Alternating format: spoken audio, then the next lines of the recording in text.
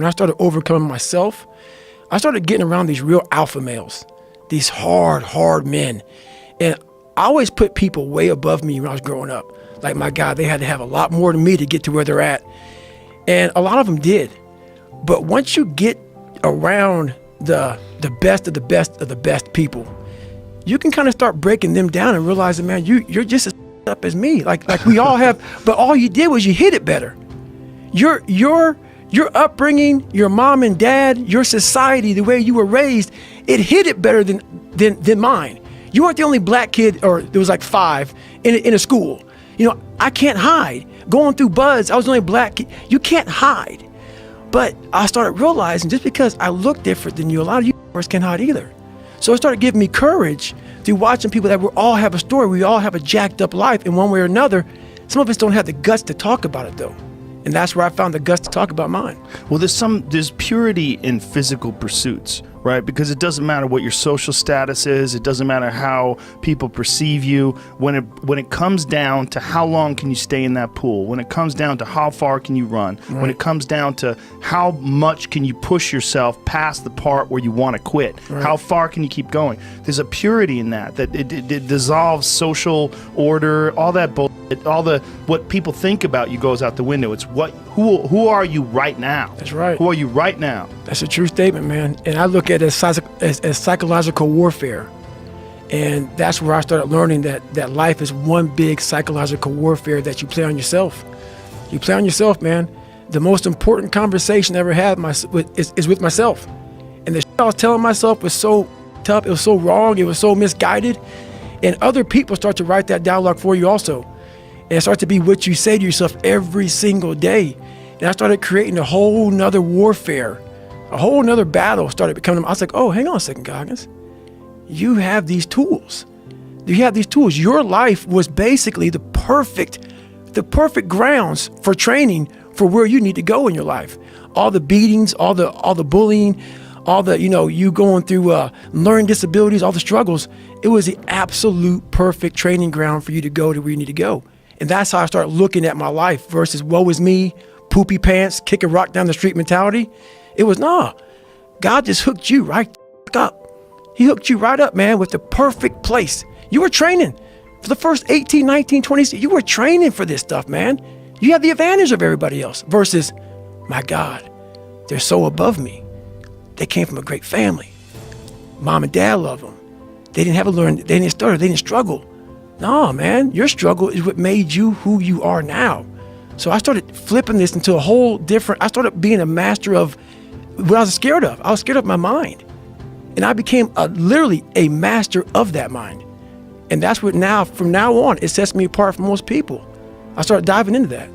Well, that is a big part of the stories when you go over your childhood and, your abusive father and then having this great guy that was going to become your stepdad and then he gets murdered. It's like right when you're about to get out of it, everything looks good, boom, and then he gets murdered. It's like these things really did sort of set you up to start from scratch again and just go, okay, roger that, we start from scratch. Right. And now you have that attitude. You developed it through all of these horrible personal experiences, all the trials and tribulations, all the evil that people try to do to you. That sort of set you up to be able to deal in a way that a lot of people can't. Well, I used to look at my life from a different vantage point. And when you're in all the muck and you're just walking in muck and walking in muck and walking in muck, you don't see that if you look off to the left of the muck, there's a sidewalk, brother. Get off of it. You have your head down looking in this muck. Once I saw the sidewalk, got the sidewalk, I got a little break. And I got a different vantage point. And then from the sidewalk, I found a cliff. Then I found a mountain. I got way up high on top of my life and looked back down on it and said, okay, I got to figure this out, man. I'm not going anywhere. I'm starting to lie. So when you have a messed up foundation, I started lying about everything. I wanted people to like me.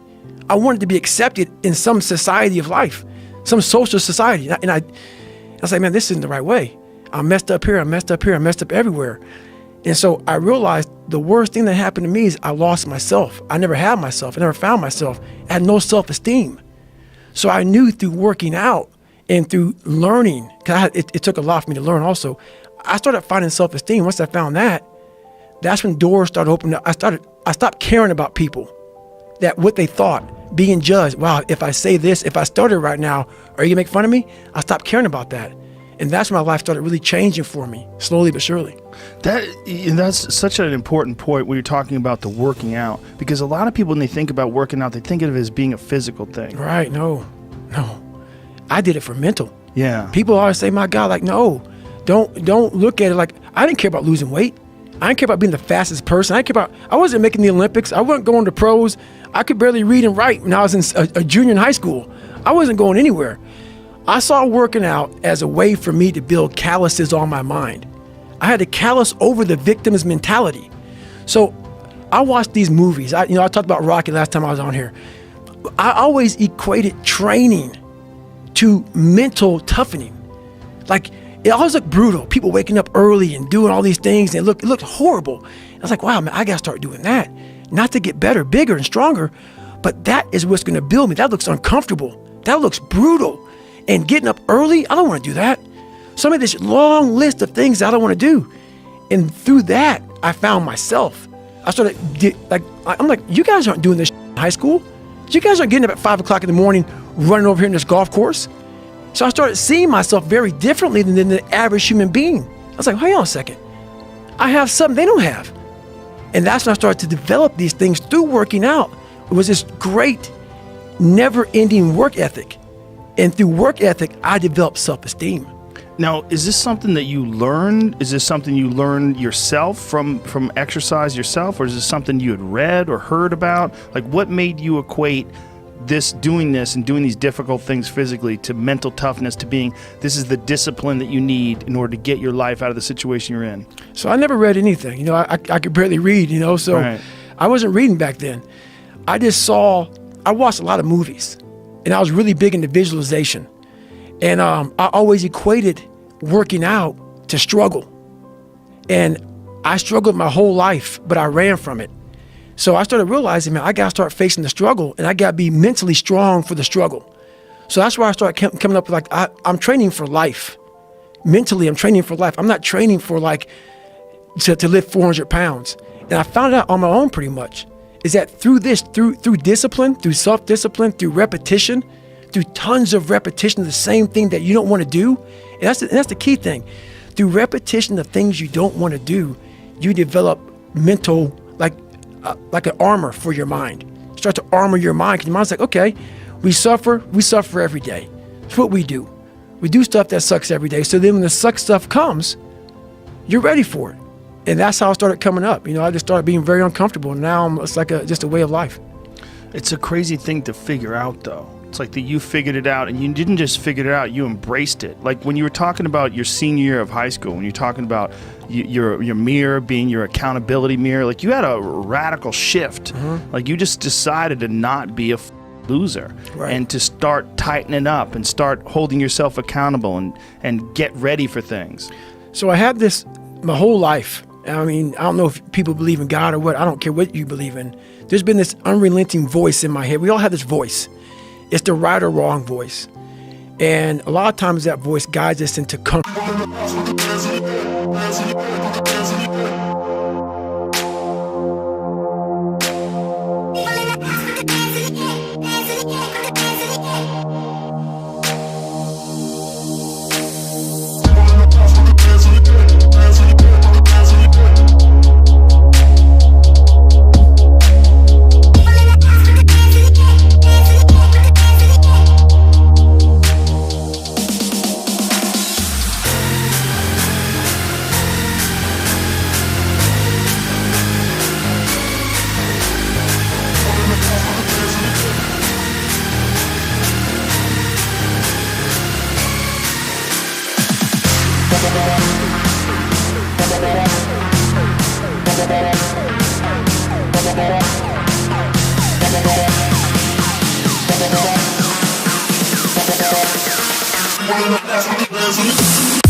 be right back.